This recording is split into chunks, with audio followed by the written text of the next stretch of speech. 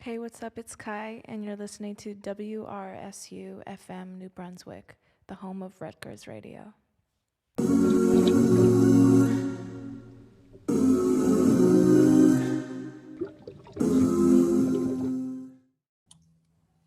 Hi, everyone. So I'm Chloe. I am a member of WRSU FM New Brunswick. We're a radio station on Rutgers campus. And I'm here today to speak with Kai about her new album, Like Water, and the 7 songs that she has on it. It's really amazing. I wanted to start with could you tell me a little bit about yourself and how you came to the name Kai? Yeah. Well, I'm from Toronto, Canada. And I've been making music for a very long time. And for a long time, I was really afraid of putting myself out there. So I was kind of this like shadow hidden artist who just kind of wrote songs in her bedroom, but there was a point in time where I went to school after high school for music production and music business, and that kind of gave me the confidence to like start really doing it and start playing shows in Toronto locally. And um, I knew that I wanted a different name.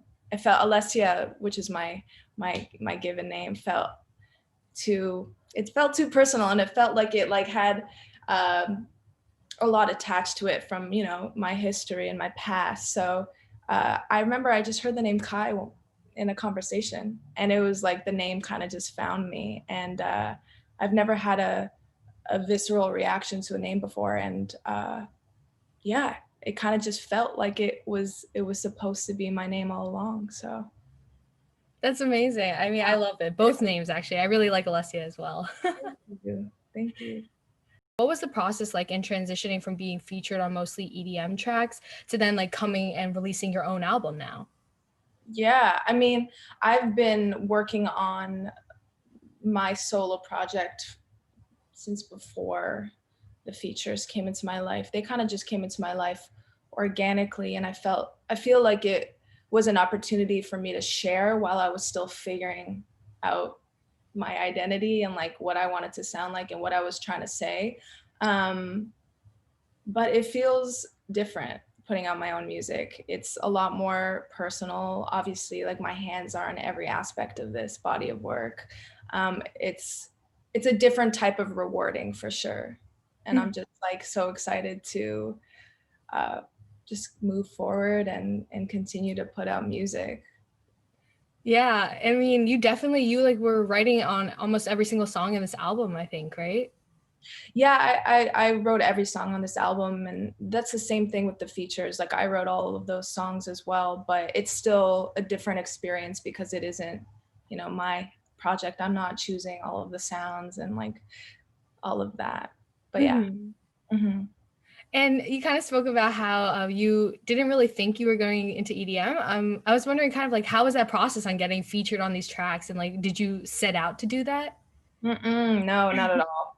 Um, it kind of just like divinely, organically happened. The first opportunity was Adventure Club. They're a Montreal dubstep duo, and it was back in like 2012. Their manager reached out to me. I had known him from high school, Oh, wow. and he was like, "I hear you sing. You want to write some hooks?" And I'm like, "Sure." Like it was like the first opportunity that felt exciting and like a big deal because they were at the time like really, doing things. So I wrote this hook called Need Your Heart, and I sent it to them and they loved it, and it was one of their singles. And then I guess from there other people started started like coming out of the woodwork, like what's Kai doing? Like, can we get a hook? And and that's kind of just how it happened. I was definitely not expecting that journey for sure. That's so awesome. I mean, I know about Need Your Heart and it's a wonderful song, so I'm glad you were able to get on that project. Yeah, super cool. So I guess what would you kind of define your genre now, since it's kind of been this is your own album?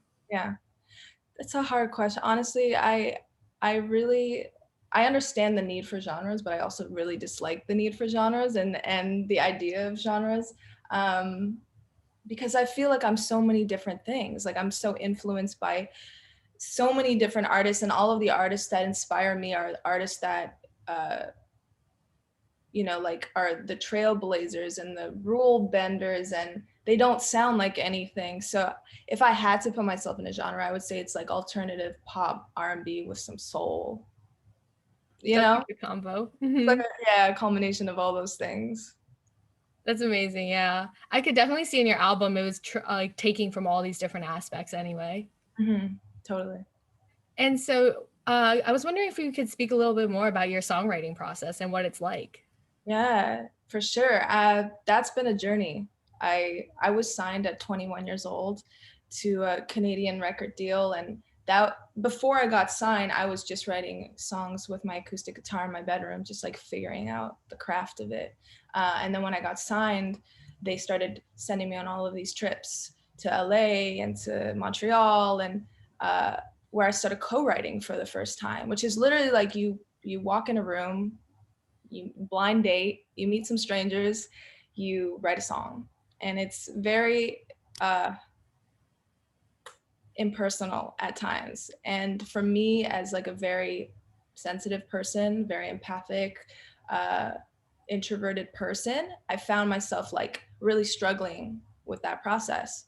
And I started really like disliking writing songs. I lost like that love for it because, you know, I'd be in these rooms and I would struggle to like contribute in the way that I knew how. So when I moved to LA in 2017, I kind of had to like reclaim that process. And I was getting a lot of opportunities that I had to say no to because I knew that like it was just not the way for me. So I called my friend who was a producer, and I was like, you need to come over and teach me Ableton, because I feel like I've been so dependent for so long as a female. You know, you go in the studio and you just like, the man is the producer and you're the, you know, that's just the way it's been, and that's been my experience. And I wanted to like gain some control over that. And so he taught me Ableton. I started producing ideas, starting ideas on my own.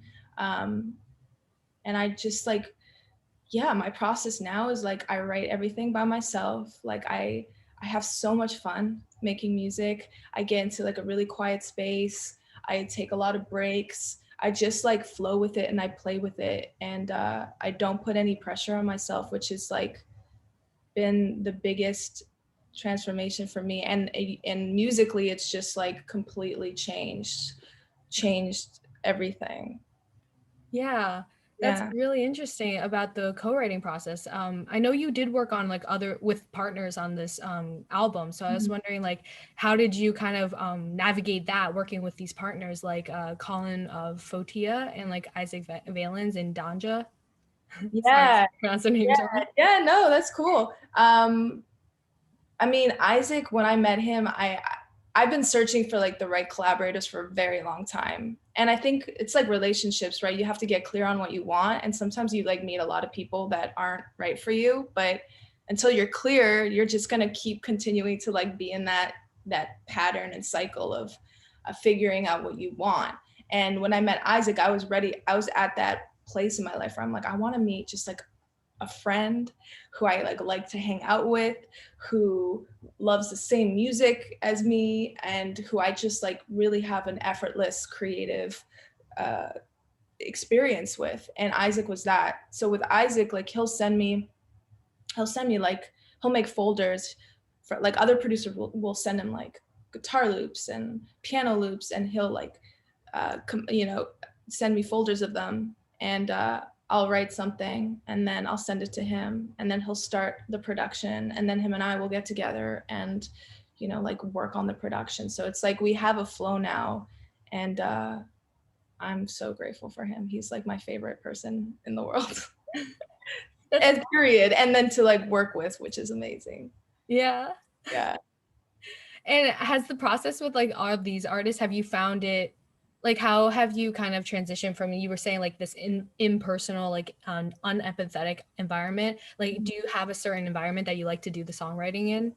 Yeah, my home. Like literally I put my fireplace on, I make a tea, I light a candle, I sit on the floor, like, you know, Yeah, I'm such a homebody, and my home is literally, it's my sanctuary. So it's the most comfortable place for me to create, because I feel like as creators, you know, we're just like vessels. All of us, we're all creative, and whatever you do, uh, for me, it's about like getting still and quiet so I could hear, you know, Mhm. instead of forcing things. So in my home, it's where I'm the most grounded and the most, yeah, it's Thank quiet. you for letting us into your home then.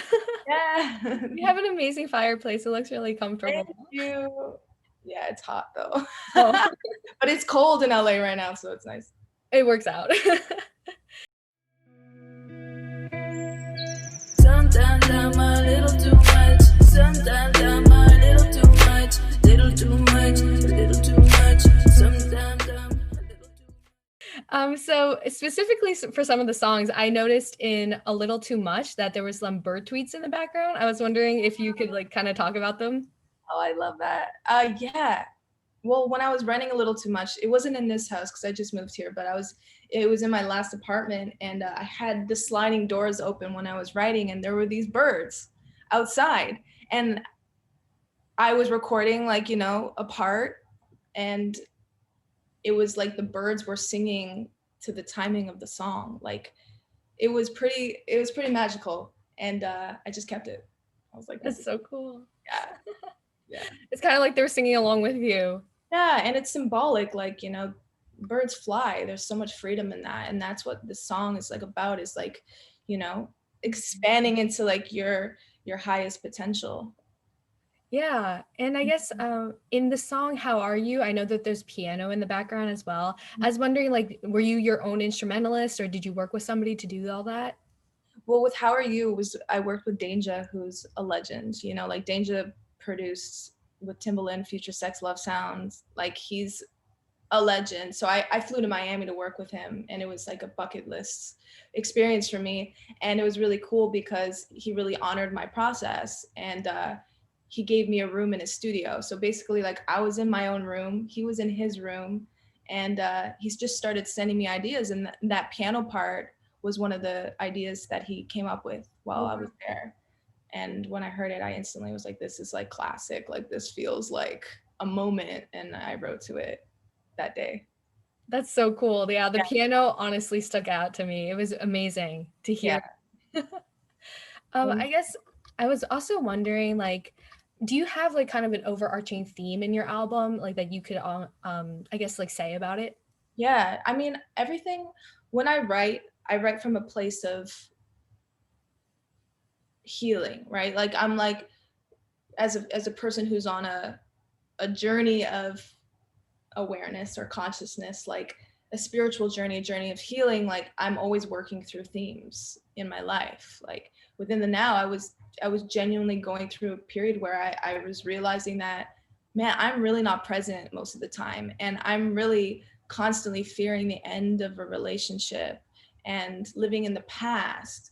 And so it's I believe relationships are our greatest teachers, and my music is really just like what I've learned about myself through my relationships and the things that I'm healing in the moment. And that's really like, and then in the hopes that, like, you know, you can pull from it in whatever way it resonates with you. Yeah, Yeah. definitely. Your album is very healing. Thanks. Yeah. And I think as I move forward, it's like I'm really, like, all the new stuff I'm writing right now, it's like I'm peeling back even more layers, like getting more vulnerable, getting more, you know, intimate. So this is just the beginning of it. I can't wait then, honestly. That's so awesome. And I guess, is there a favorite song of yours on the album and why? Yeah. Man, I mean, that's a hard question. And I know, you know, a lot of artists say it's like they're all our babies, but I definitely feel like A Little Too Much is my favorite because it's it was like the hardest for me to write, Mhm. because it's something that I've really like struggled with my whole life, is that feeling of feeling that way.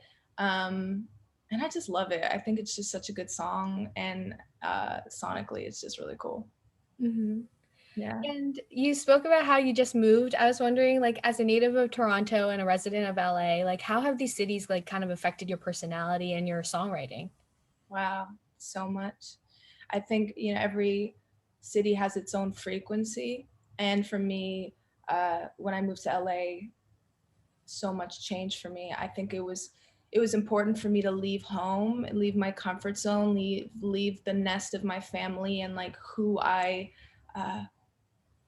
believed I was, and move out on my own to a new city where I didn't really know many people, and discover parts of myself that I don't think I would have discovered if I had stayed home. Mhm. You know, LA has a really powerful energy. There's like obviously a lot of shadow and darkness here, but I also feel like the city is like potent for just like manifesting the things that you want to manifest. And when I moved here, things just kind of started happening. I started meeting all of these creative people that were just like in alignment with me. Yeah. Were you ever afraid when you were moving? Because I know it's a big jump from like Toronto, especially to LA. Yeah, I mean, I had so many friends who had moved from Toronto to LA, and for years, like while I was still living in Toronto, I was kind of like low key, like envious, but also like terrified at the thought of doing that. And I never saw myself moving to LA, but I came out here for the Grammys in 2017, and I literally just packed a bag for a week. And when I was here for the Grammys, I just realized it was just like a big moment in my life where I realized I can't go back home. Like I have to stay here. So I lived in a hotel for 2 months. And then my friend was like, I'm moving out of my apartment. I need somebody to lease. And I was like, perfect. It was like everything kind of aligned. And yeah, it was a crazy time. I'm glad everything worked out. That's amazing though. Yeah. Yeah, me too. So I guess I was wondering also, what kind of like, how it felt like working with the director Ali Avatal on your music videos, because I thought those music videos were like amazing and they're very beautifully aesthetic looking as well. So I was wondering like how you felt about going about filming it and developing them, and like how much of the process you were a part of. Right. I mean, Ali is a genius. Like I was obsessed with her work before I got to work with her. So I really trusted her instantly. And she's a woman and a Pisces like myself. So I just felt like a very kindred spirit. And yeah, kind of honestly just let her do her thing. Like I was definitely a part of the process within the now. There's a lot of symbolism in that video, especially in the first scene, that are low key symbolisms of like my life and who I am as a person. But with Fade Away, that was pretty much her concept. I was like, I want this video to feel Piscean, and she's like, I got you. And then we're in quarantine, so we had to figure out how to shoot a video. We were gonna shoot that video in my apartment, like from a drone. So quarantine kind of created that. Out of quarantine created that idea for Fade Away, which I'm so happy about. That's awesome. Yeah.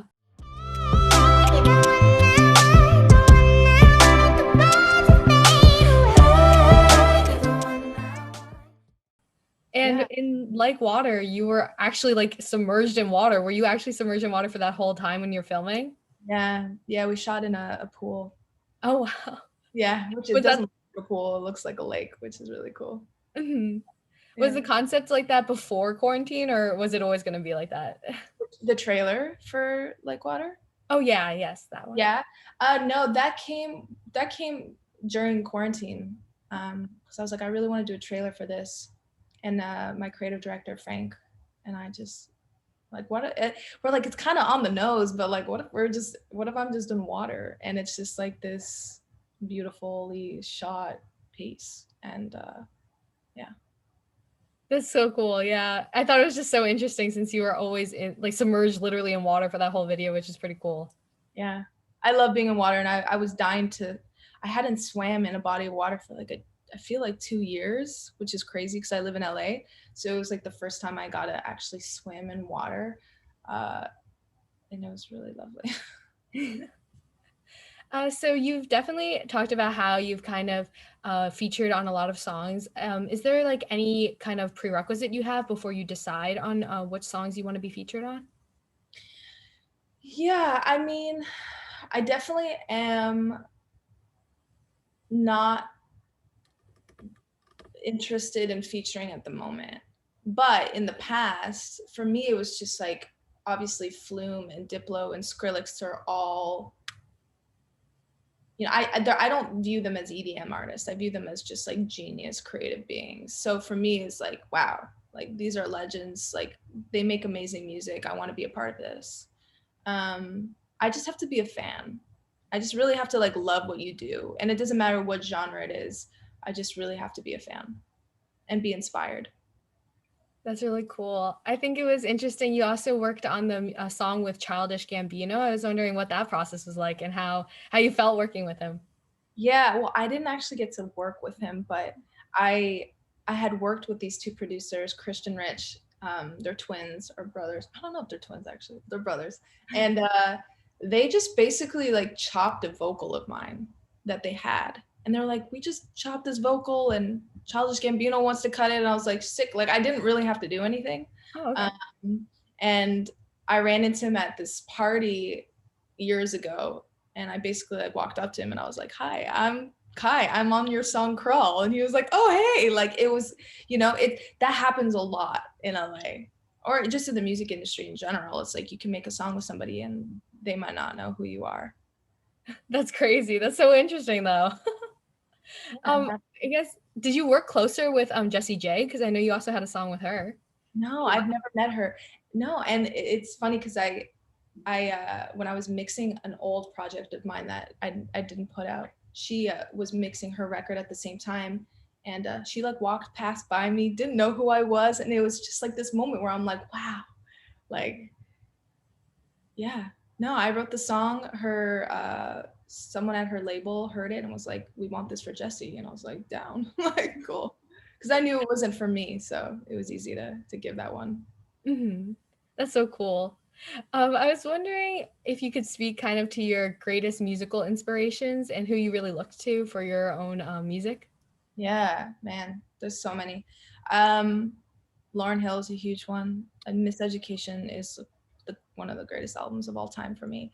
I grew up listening to Prince, and I love the Beatles, and Kendrick Lamar, Kid Cudi, Pharrell and the Neptunes, Timbaland, Mariah Carey, Frank Ocean, like, you know, and I feel like all of those people they kind of, like I was saying before, they just like defy any sort of genre. Definitely, yeah. These are amazing artists that in your list. Yeah. So, to that, who are some of the artists that you're listening to today? Let me check. Let me think. I love Ann Clemens. He's a legend. Like he's an incredible songwriter in the music industry, and he just put out a project. I'm so excited about him. Amber Marks is really dope. I don't know if you know who she is. I actually just I have this on repeat playlist that I make, like, and I'll just put songs that are, because that's the way I listen to music. It's just like I binge it until I hate it, but I never actually hate it. Who else? Do you know Johnny Utah? I think he's super cool. I don't know. I agree though. Binging songs until like they're tired and old, but at the same time, like never tired. It's amazing. Yeah. I definitely do that a lot. Yeah, I do that with everything. It's like food, everything. I'm just like, I'll eat the same thing for like a whole week, and then I'm like, I can't think of it again for a while. Yeah, for sure. Don't care, I just wanna be here with you now, and all that I know is you make me. I was wondering, kind of, you were talking about what music you're making now, so I was wondering, like, if you have some future plans that you'd like to share, if there's anything you're doing that's really exciting right now. I will just say that there's a lot of music coming, and it's so interesting because I was saying to Isaac the other day, like, you put out a body of work like Water I've been living with for 2 years, so it's like, as much as I love it, I'm at a different place now creatively. So it's always like you're kind of like ahead of it, but like for you, it's the first time you're hearing it. So as an artist, you just like have to remember that. But I'm just, there's a lot of music that I'm really excited to put out. That's so exciting. I was wondering if you actually hope to tour with this album, because I know unfortunately with COVID, everything ain't happening. I'm sure like there were plans for this album that ended up not being able to come through. I was wondering if there was like anything like that you could mention.